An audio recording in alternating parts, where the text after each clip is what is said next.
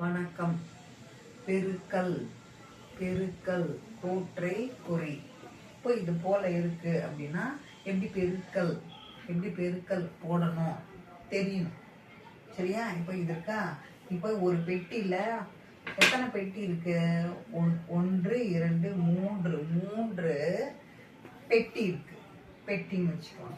இது இப்போ இந்த பெட்டி உள்ள எத்தனை இருக்கு? 1 2 3 4 5.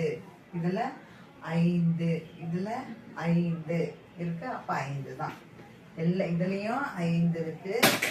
5 5. சரியா? இப்போ இப்படிதான் எழுதணும்.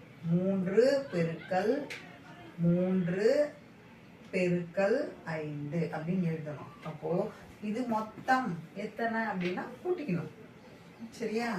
1 2 3 4 5 6 7 8 9 10 11 12 13 14 15.